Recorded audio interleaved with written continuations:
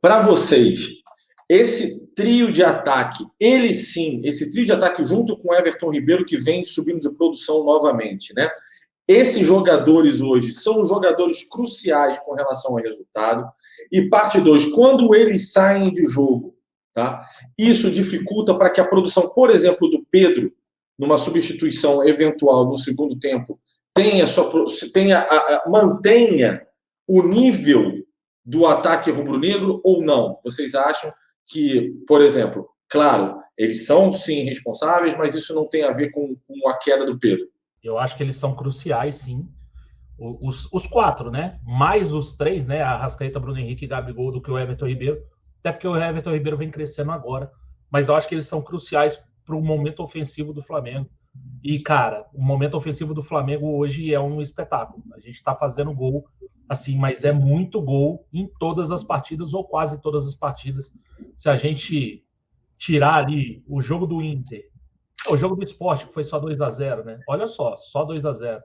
O segundo jogo do ABC eu não vou contar porque muito reserva, né? Cara, aí a gente só vai fazer menos de 3 gols no jogo do Defensa e Justiça, que é o primeiro jogo do Renato. Então, assim, a gente tem uma produção muito grande. Isso se deve ao volume que esses jogadores dão e se deve também ao entendimento tático que o Renato teve na sua chegada em colocar esses jogadores aonde eles conseguem render mais, isso à base de muita conversa e tal. E tem uma coisa que a gente não lembra: o Renato mudou o esquema de jogo do Flamengo desde o Jorge Jesus. O Flamengo vinha num 4-4-2, o Renato joga num 4-2-3-1, dando liberdade total para o Arrascaeta. Eu acho que isso faz muita diferença para o jogo do Flamengo de hoje, do jogo que a gente tinha com o Rogério Ceni. Falando do Pedro, a gente tem muito pouca amostra do Pedro. O Pedro em campo é raridade, é muito raro, né? Mas vale lembrar que contra o Sport, o Pedro fez o jogo inteiro. O Gabigol estava expulso, o Pedro fez o jogo inteiro, ao lado desses caras, né? Ao lado ali do Arrascaeta, ao lado do Bruno Henrique, ao lado do Everton Ribeiro, e ele foi esse atacante. E ele não conseguiu render, né? Acho que hoje ele foi até... ele é menos acionado, até porque a gente está com os reservas já ali, né, na parte da frente. Mesmo assim, ele consegue uma cabeçada perigosa e tal. E a bola do Michael, se consegue dar ali, ele sairia do jogo de hoje com um gol. Tem mais alguma coisa do que simplesmente a companhia que fez o Pedro cair de desempenho. Se a gente lembrar do começo do ano, o Pedro jogava praticamente a mesma minutagem, né? Acho que tinha a mesma minutagem que ele tem hoje, né? Entrava nas lacunas que o Gabriel deixa, ou então nesses períodos de 20, 25 minutos, e ele tinha um gol por jogo, né? A gente aqui mesmo falava, cara, é um absurdo, o cara entra no segundo tempo e consegue fazer um gol. Alguma coisa aconteceu que fez com que ele caísse. Pode ser a seleção olímpica, pode ser outras coisas que a gente não tenha conhecimento. É um jogador que está muito forte também, né? Não sei até que ponto isso... Tem gente que não gosta, né? Tem gente que fala isso, o jogador ficou forte, ficou marombado, perdeu agilidade, perdeu não sei. Pode ser que tenha alguma coisa a ver com isso também.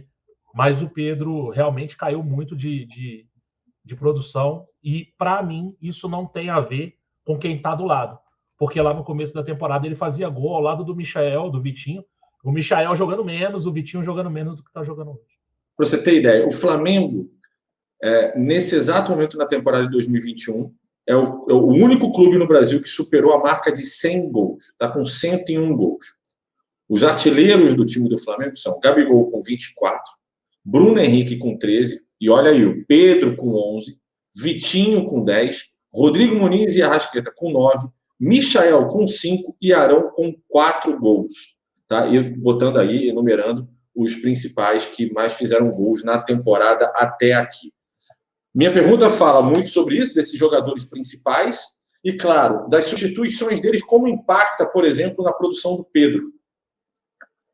Assim, o Perrotinha, se você pegar qualquer clube em alta, até no futebol europeu, normalmente os gols são concentrados em 2, 3 jogadores.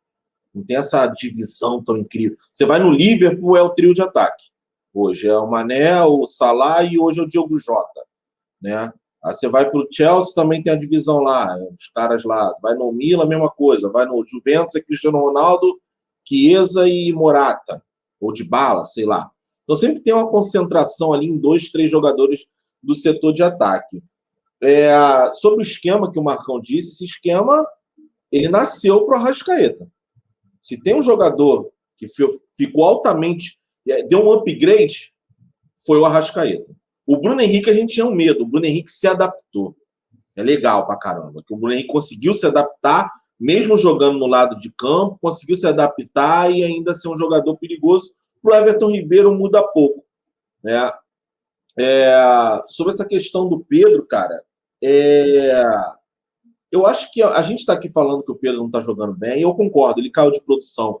Mas hoje, se ele acerta aquela cabeçada, ele pegou do jeito que pôde pegar. E aí veio uma cabeçada forte, foi em cima do goleiro. Se vai um pouquinho para o lado, é gol.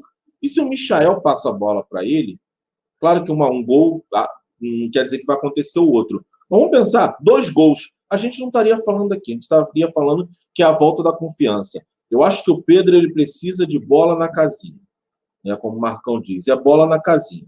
Cara, eu bato pau no Michael. Michael hoje jogou bem de novo, tá, galera? Esquece o lance ali, que ele, se a gente esquecer esse lance dele que ele apareceu na cara do gol, mais um jogo que ele entra bem, tá?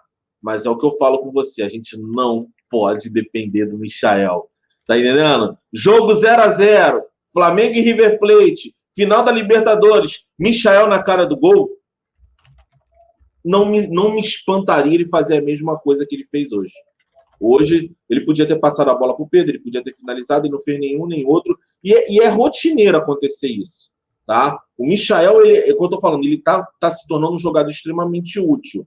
Mas eu não confio muito no Michael. O Michael vai transformar o jogo. Ele pode, eventualmente, um outro jogo. Mas ele não me passa essa certeza. E parece um jogador muito do beabá. Você vai lá, dá uma prova real, uma prova dos 9, ele fala que é uma delícia. Quando vai uma fórmula de Bhaskara, uma fórmula de seno e cosseno, ele já começa a se enrolar, entendeu? Então, quando tenta alguma coisa... Quando tenta... Você lembra que raiva, cara? Cosseno, fórmula de Bhaskara. Pelo amor de Deus! Mas, assim, quando ele começa, que não serve pra nenhuma, essa fórmula de Bhaskara, a gente não usa. Cara, me deu... Lembrei do Blackman na escola, vai pro inferno, cara. É só para passar em prova, essa fórmula de Bhaskara. Mas quando a gente precisa de algo mais rebuscado, ele tem uma certa dificuldade.